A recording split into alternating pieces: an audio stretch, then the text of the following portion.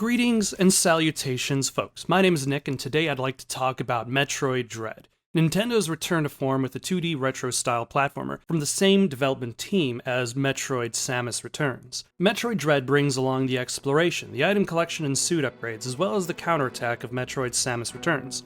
Except this game brings with it something unexpected. With Luigi's Mansion 3, Nintendo gave you a taste of fear. But this new Metroid brings you a new level of despair. Dread. Or at least it tries.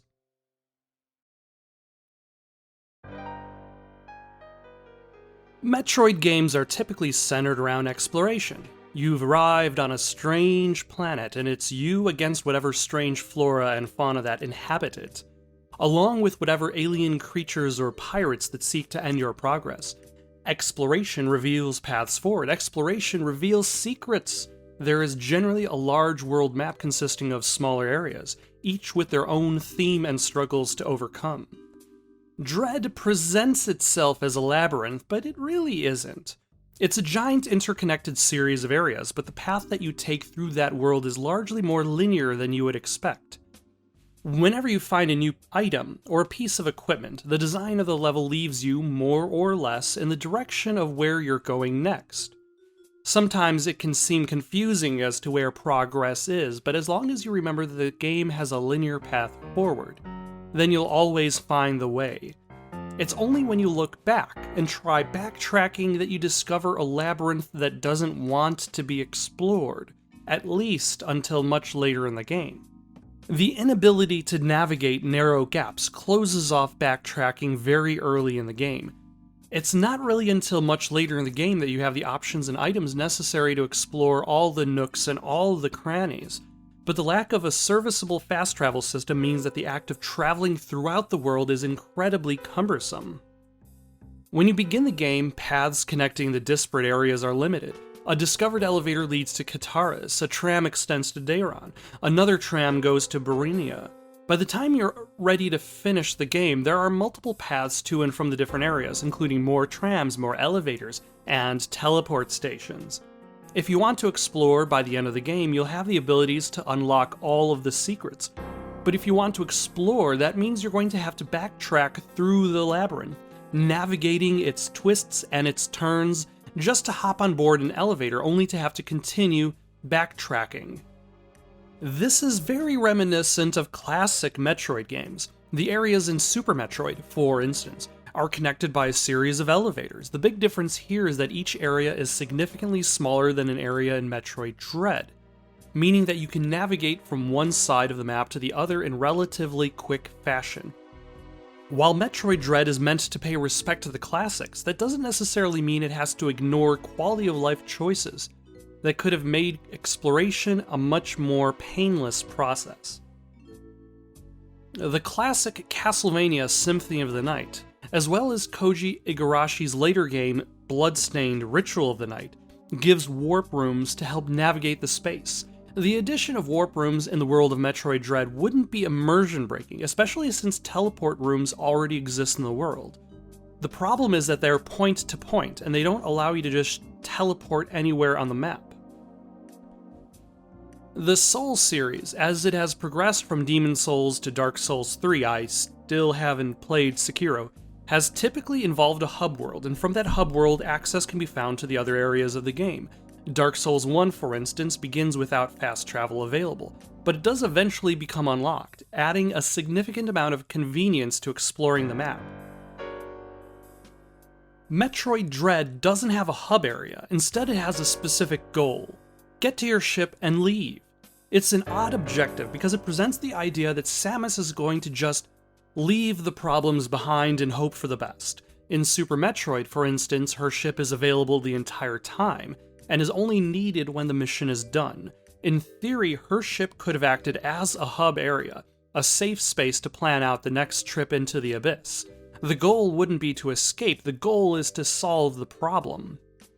Assassin's Creed doesn't have teleports or warp rooms, but it does have a fast travel system that allows a player to move across the map, represented by viewpoints. Viewpoints are usually high places that allow an assassin the ability to view the area below from safety, and are usually built right next to haystacks. The only thing the Templars would have ever needed to do to stop the assassins once and for all would have been to ban Hay from the city.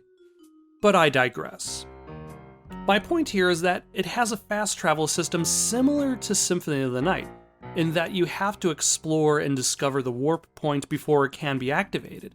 But unlike Symphony of the Night, there is the assumption that the character just physically travels there themselves. A similar use of this kind of fast travel would have been special rooms that are designated as safe rooms. Perhaps they're connected to the rest of the map via those. Maybe it's something Chozo related. The story already goes in ridiculous directions with its Chozo lore, so it wouldn't be that much of a stretch.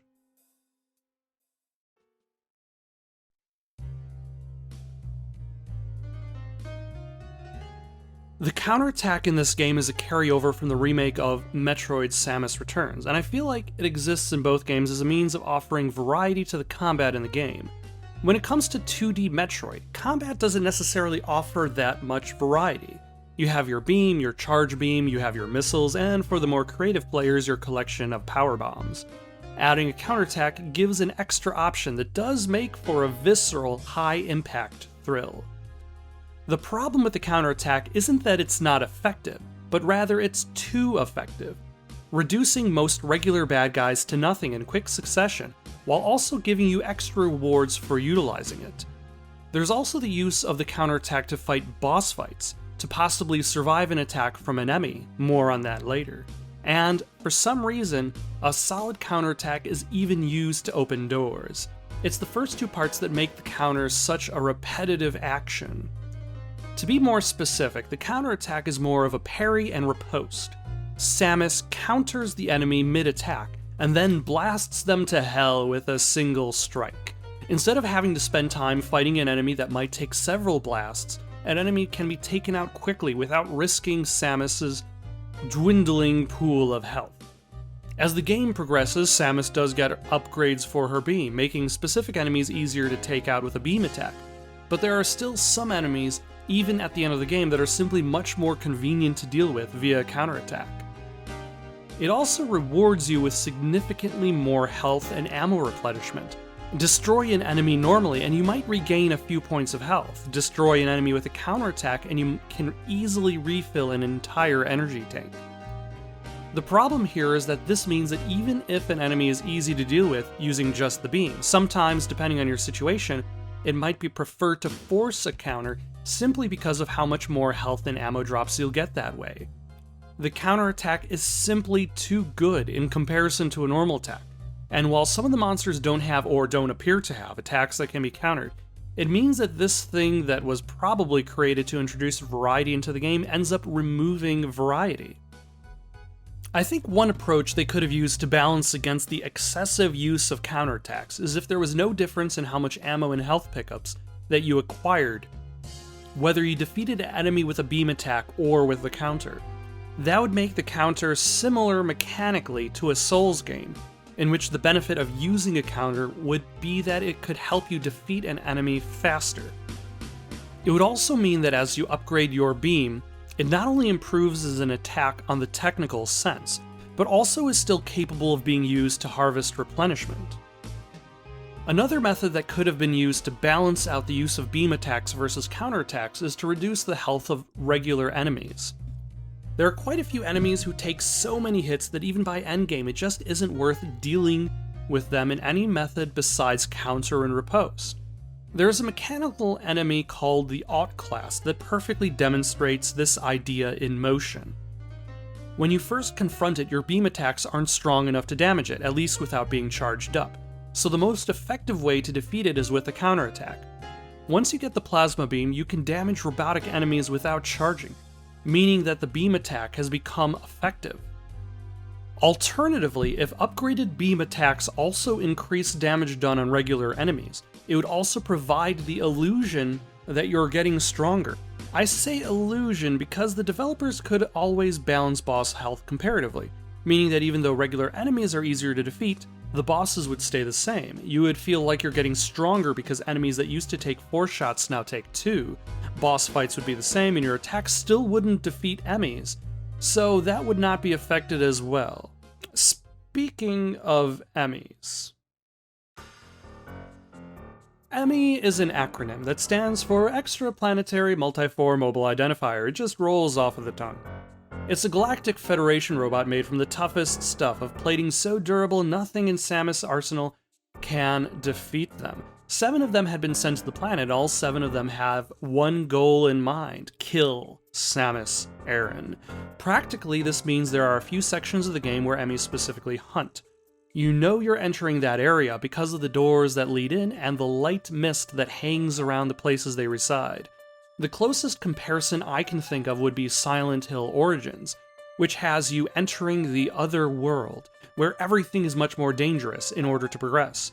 At the best of times, these sequences can result in thrilling chases and narrow getaways. At the worst, they can be a frustrating slog as you force your way through and hope for that one successful moment. And somewhere in between, they're also incredibly repetitive. While the weapons in your arsenal aren't strong enough to defeat an Emmy, you can find the Omega Cannon upgrade for your beam weapon, fight a central unit, get the Omega Cannon, destroy the Emmy's faceplating with regular shots, and finish it off with a charged shot. The Omega Cannon upgrade is spent, but the Emmy is defeated. This cycle repeats 6 times. The first Emmy doesn't require you to wear down a faceplating. The Emmy is not only invulnerable to your regular attacks, it also can kill you in one command grab. If the Emmy gets close enough, it'll grab you, throw you down, and spike your face. Now, you can counter the Emmy in this state. It is technically possible. When it comes to countering regular enemies, you have a tremendous window of opportunity. When it comes to countering bosses, you've got a pretty decent time frame to pull it off. With the Emmy, that time frame is incredibly narrow. There are also no real defense measures that can be used against the Emmy. You have limited stealth ability that turns you invisible, but only lasts so long and slows you down. You have maneuverability, but so do they. In Silent Hill Origins, the Otherworld is a place that is still meant to be explored despite its dangers. In Metroid Dread, the areas that the Emmy prowls aren't meant to be explored, but are areas that are meant to be quickly traversed, get in and get out, and try to stay alive in the process. I'd like to talk about my dog for a second. His name is Disney, and he is a mini golden doodle, and I can assure you, is a good boy. His favorite activity is running, but more specifically, it's chasing and being chased. When it comes to chasing, he always catches me because I'm not that fast. If there was a zombie apocalypse and it was one of the ones with the fast zombies, I would be eaten. When it comes to being chased, all he needs is the mere implication that you might be moving towards him and he'll run off. And while he enjoys being chased, he doesn't enjoy being caught. And even worse than being caught is if he feels as though he's out of options for places to run. If he's constantly blocked off, without any options for recourse, except to try again and again to proceed, he'll get upset and bark at me. Metroid Dread is hardly the first game to feature an invincible opponent that simply cannot be stopped by the player, such as in Alien Isolation. While the player starts off without any means of defending themselves from the alien, eventually they do get defensive options, such as a flamethrower or items that can be used to distract the creature in a specific direction. The addition of a repellent, even if it came in extremely limited supply, would have made the sequences in Metroid Dread a bit more forgiving. While the nemesis creature of Resident Evil 3 wasn't invincible per se, there still is something that Dread could have learned from Nemesis boss fights. The first is that Nemesis has a command grab that kills you, but doesn't kill you until you're lower in health. If the Emmy didn't kill you in one hit, and instead just damaged you a couple times before getting the chance to finish you off, that would have alleviated the frustration while also maintaining the thrill of the chase. It would have also been a good idea for the game to have you fight one Emmy instead of 7.